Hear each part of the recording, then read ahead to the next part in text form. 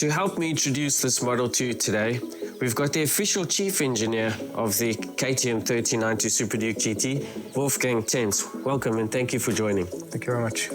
Wolfgang, before we jump into what actually makes this motorcycle all new for us actually, and a complete new generation for GT lovers globally, quick information for myself and some of the viewers. How long does it actually take to put something like this in a shape that we see today? Basically, if you're talking about a new gen like this is, I would say around about 3 years, possibly a little bit more. But yeah, and overall, with all this development and pre-development issues, I would say 3 years, yeah. And with that involved, I mean, you've got quite a big team. So obviously 3 years, it's not an overnight project or overnight success. There's a lot of similarities, of course, with Super Duke. And with this model specifically, it's actually the biggest jump forward that we see with the GT, which is quite exciting and something we'll dive into a little bit later. But how much of your research and development is done in Austria? Basically 100% here in Austria, in the R&D department in Mattighofen. The subframe is now obviously quite a visual appealing element to the motorcycle, very different to the old 1290 Super Duke GT, but it's not the same as the Super Duke R subframe, isn't it? Correct. We did develop the new cast aluminum subframe, where we can handle the extra load for the luggage system and also for pillion riding. It gives perfect comfort for both riders and pillion rider. It is a great update in comparison to the old one, and also it's much different to the Super Duke subframe for sure. We've got an all-new dashboard for this model that we don't actually find on any of our other products. Correct. The new dashboard will be introduced with the model year 25. So in general, we do have a completely new e-architecture in the bike. Part of it would be the dash for sure. We have here this widescreen dash with touch screen functionality, quite easy to use also when riding. And we will also have quite cool on-map navigation within the dashboard. We can also use offline maps if we want to get lost somewhere. Also, with the update of 25, we will have the completely new KTM developed switch cubes, which would make it quite easy to navigate through all the dashboard software, where you can adjust, as you will see afterwards, quite a lot. What I like actually was your introduction of a dedicated mode button, so that you can get to the mode screen super quick in one click, which is essential. Also on the dashboard, you can get to the mode screen in one click as well. You can simply touch what mode you're in and it brings up the mode screen. And like you do on any mobile phone, you can scroll up and find your ultimate setting for there. But on the left side, we have quite an advanced joystick setup that we've introduced along with the pedal. So what do we use the joystick and what do we use the pedal shift for? So joystick is clear just for the navigation through the dashboard and all functions of it.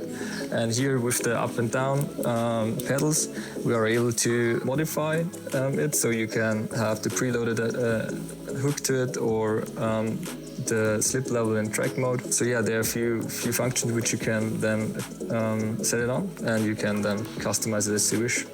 Every motorcycle comes with a variety of ride modes. Let's deep dive into what ride modes we have on the GT, because for this model specifically, we don't have your traditional setup that we've always had on models previous to this. Maybe take us through the variety of ride modes our riders have to enjoy on this bike. We do have 4 main ride modes. So we have as normal street, sport, rain and track.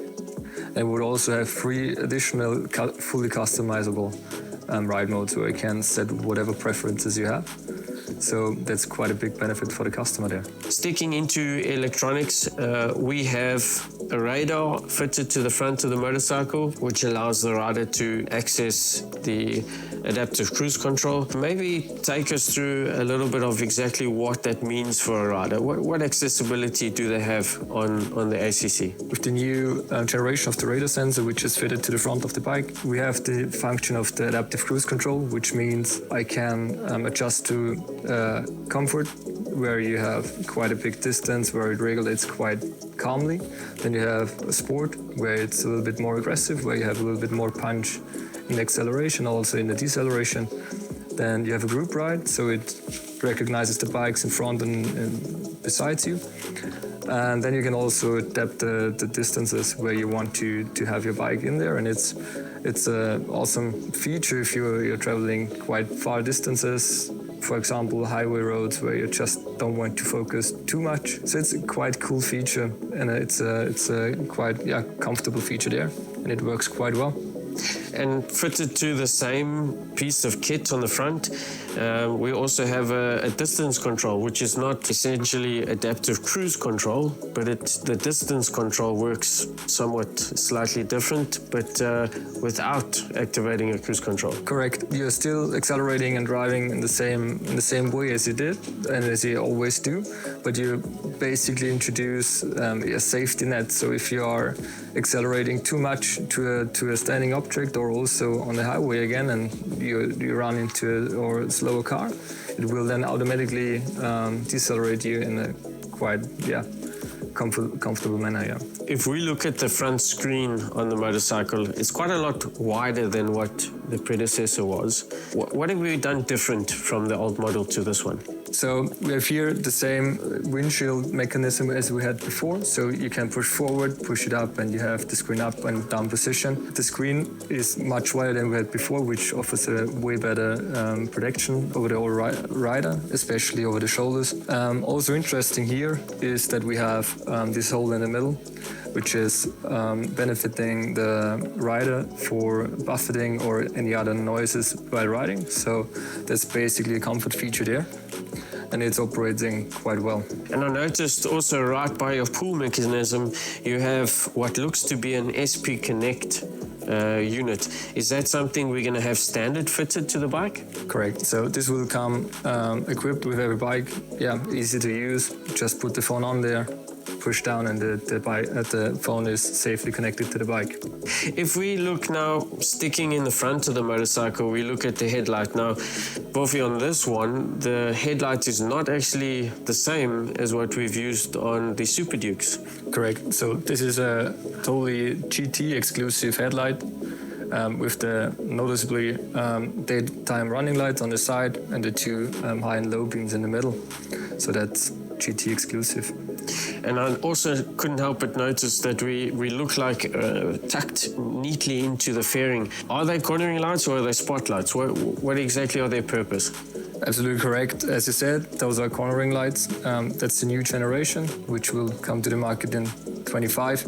It will be controlled with a new body control unit, which provides a much better performance as we had in the past. I couldn't help but notice that we now have a complete steel tank on this motorcycle, where the predecessor was a plastic covered tank. What do we have that's different, and what capacity do we have in this tank? You're completely right. So we're talking here about a new metal tank, which is also again GT exclusive. We're talking about 19.5 liters of fuel capacity there, which brings you quite far if necessary.